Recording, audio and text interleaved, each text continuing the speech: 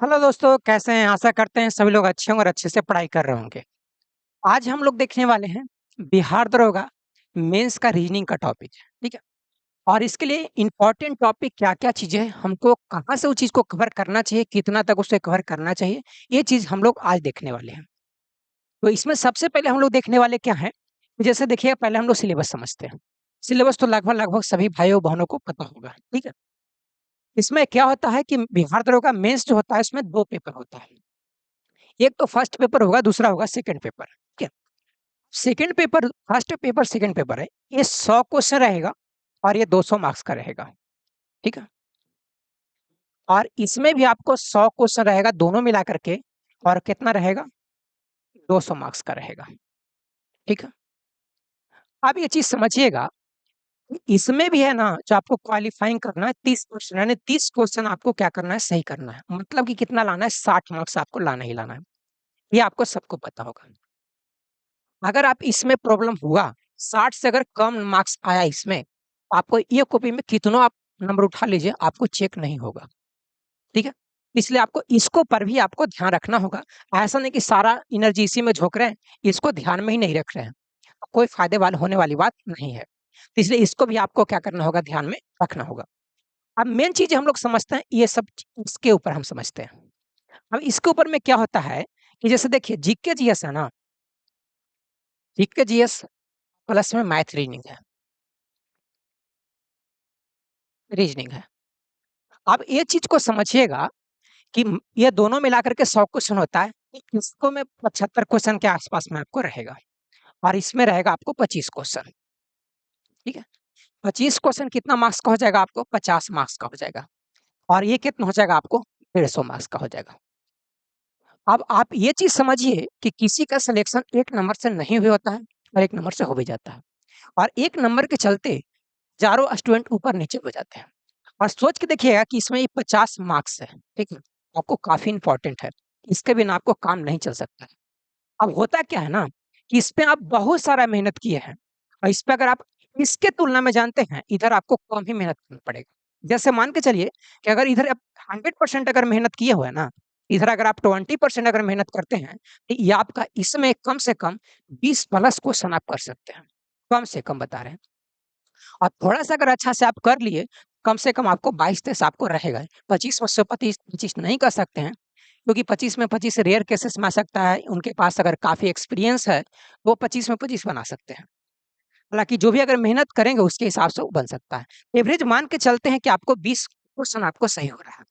20 question सही हो रहा है, उनको 40 मार्क्स यहाँ दे इधर से मिल रहा है, जो कि क्या करेगा आपको मेरिट तक पहुँचाने में काफ़ी कारगर साबित होगा। ठीक है?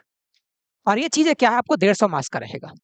ये चीज़ें जो है ना मैथ और रीज़निंग अब देखिए, अब ऐसा है कि मान लेते हैं कि 25 क्वेश्चन है, कैसे हम जानें कि कुछ कितना क्वेश्चन कितना का आएगा? हो सकता है कि रीज़निंग का ज़्यादा हो जाए, मैथ का कम हो जाए और ये मैथ का ज़्यादा हो जाएगा, रीज़निंग का कम हो जाएगा। पिछला एग्ज़ाम में जो देखा गया था उसमें क्या था, रीज़निंग का क्वेश्चन आपको 20 को पूछ दिया था और मैथ का आपको 5 को पूछा था। ऐसा पैटर्न कभी-कभी ऊपर-नीचे करते रहता है, ठीक है? लेकिन आपको मान के चलना है कि आपको दोनों में से आएगा। इसीलिए आपको 50-50 दोनों पर आपको ध्यान देना होगा, ठीक है? ठीक है? 50% आपको 50-50 दोनों को आपको रखना पड़ेगा, माने दोनों-दोनों को आपको क्या रखना पड़ेगा, बराबर रखना पड़ेगा, ठीक है? इस पर भी आपको ध्यान देना होगा और इस पर भी आपको ध्यान देना होगा। इसके लिए हम बता चुके हैं कि क्या-क्या चीज़ें हैं, इसके लिए हम बताते हैं इसका मेन टॉपिक क्या है। तो मेन टॉपिक की ओर अगर हम चलते हैं, उसमें क्या है, देखिए, ये सब जो क्वेश्चन है ना, सदृशता इसको एनालॉगी कहते हैं। क्या है ये? एनालॉगी है। तो इसको आप लोग देखिएगा, पहला हो गया, रक्त संबंध हो गया, यानी ब्लड रिलेशन हो गया, ठीक है? संकेत और चिन्ह पर आधारित हो गया। वर्गीकरण इसको बोलते हैं क्लासिफिकेशन है, क्लासिफिकेशन। दिशा यानी डायरेक्शन हो गया आपको, ठीक है? समय, तिथि और दिन इसको बोलते हैं कैलेंडर। कैलेंडर को आपको ध्यान में रखना होगा।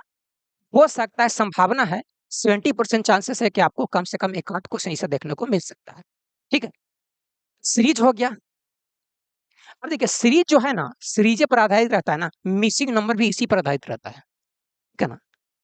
अब देखिए, ये तो होता है वर्बल रीडिंग में भी होता है और नॉन वर्बल में होता है। यानी चित्रकला में भी कभी-कभी सीरीज़ में आपको पूछ देता है कि एक आकृति ऐसे है, दूसरा ऐसे है, तीसरा ऐसे है। चौथा कैसा होगा, इस तरीके से होना चाहिए।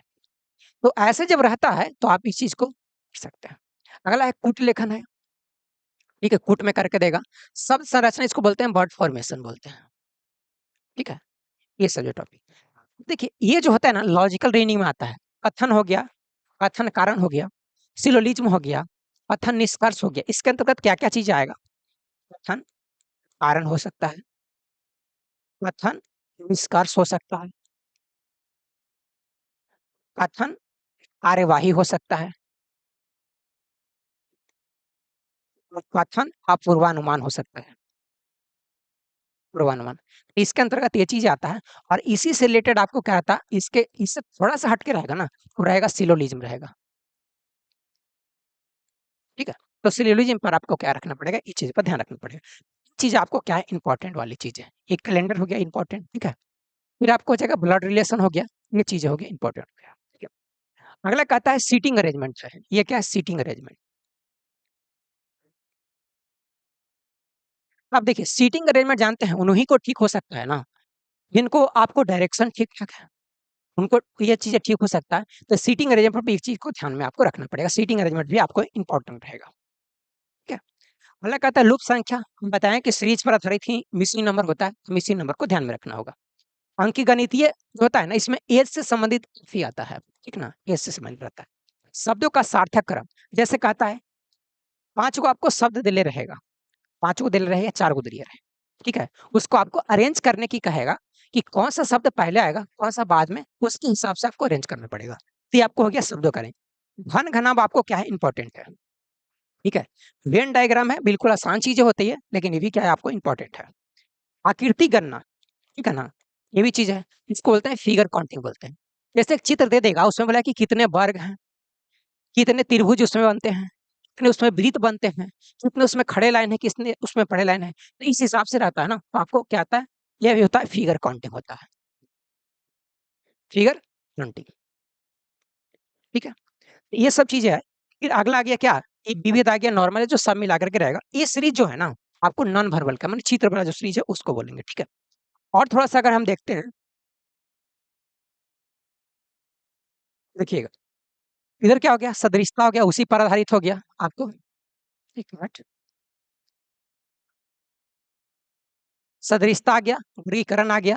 अच्छा, मिरर होता है, वाटर इमेज होता है और मिरर इमेज होता है।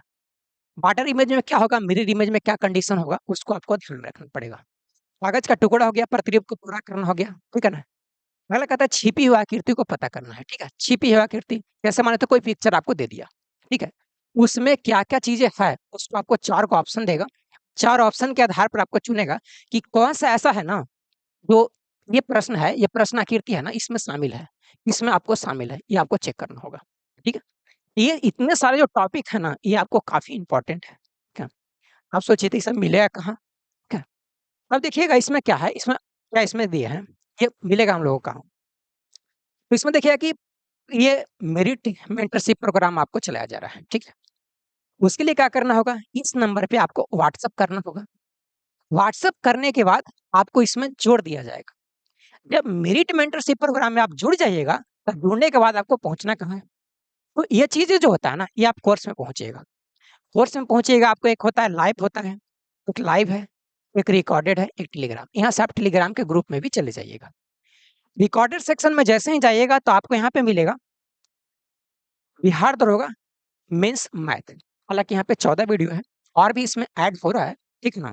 जैसे-जैसे रिकॉर्ड चलते रहेगा, आपको इसमें ऐड करते जाएगा, ठीक? आपको कोर्स से पहले मिल जाएगा। तो मैथ के लिए आपको इसमें जोड़ना है। बिल्कुल एक वीडियो है ना, एक टॉपिक के लिए एक वीडियो इसमें बनाया गया है और उसमें सारे के सारे कॉन्सेप्ट आपको डाला गया है, क्वेश्चन की कमी नहीं है। आपको कॉन्सेप्ट की कमी है, अगर कॉन्सेप्ट आपके पास रहेगा ना, क्वेश्चन बना लीजिएगा। इसमें आपको कॉन्सेप्ट के साथ-साथ आपको इसमें शॉर्टकट भी बताया गया है। सारे टॉपिक का इसमें दिया गया है। अब देखिए ये तो है यहाँ पे मिल जाएगा आपको मैथ का, ठीक है?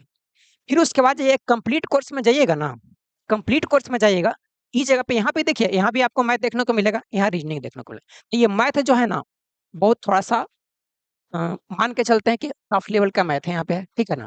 इसमें बताया गया है और इसमें आपको जाना है, इसको अभी नहीं देखना है। इसको देखने में लगेगा तो आपको टाइम बर्बाद हो जाएगा, ठीक है? आप इसमें जाइए, इसमें जैसे ही जाइएगा आपको 27 वीडियो मिलेगा, ठीक है? आपको जितने सारे जो टॉपिक है ना, सारे के सारे टॉपिक आपको उसमें करवाया गया है और विथ डिटेल सॉल्यूशन के साथ करवाया गया है, ठीक है?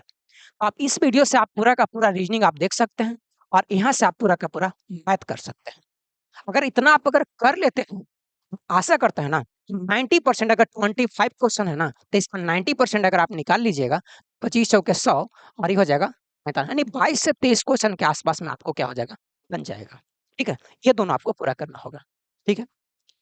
अब कोई कहता है कि सर हमको पास इतना भी टाइम नहीं है कि ईवीएम नहीं कर सकते हैं। तो उसके लिए क्या कर सकते हैं? तो उसके लिए सिंपल सी बात है कि ये आपको क्या है, बाज़ार में आपको बुक मिल जाएगा। ठीक है? इसमें आपको स सारे के सारे जितने टॉपिक्स हैं ना, 700 से 800 क्वेश्चन है ना, 800 के क्वेश्चन के आस-पास में इसमें होगा। भी कम से कम जो नहीं कर सकते हैं, कम से कम 800, 700, 800 क्वेश्चन तो आपको बना के जाना ही पड़ेगा। इसमें सिर्फ़ एक ही चीज़ है ना, कि आपको इसमें क्वेश्चन मिलेगा, सॉल्यूशन आपको खुद से करना पड़ेगा। कोई इसमें थ्योरी कोई समझाने वाला नहीं रहेगा। अगर जिनको टाइम नहीं है, वो कम से कम इतना आपको करके जाना ही पड़ेगा। अगर इतना भी नहीं कर सकते हैं, सोच के देखिए कि आपके पास 20 दिन ही टाइम है। 20 डेज़ टाइम आपको मान के चलना है कि 20 डेज़ ही आपके पास है। अगर इतना दिन अगर आपके पास टाइम है, इतना दिन में आपको इतना तो करना ही पड़ेगा। बाकी तो आप देख सकते हैं कि आपके जीवन में क्या है, आप इसको कर सकते हैं, कीजिएगा तो आपके लिए फ़ायदेमंद रहेगा। हो सकता है 20 दिन में आपका जीवन बदल जाए। बाकी तो आपकी मर्ज़ी है। ठीक है? आज भी इतना ही रखते हैं, फिर मिलेंगे अगले क्लास में।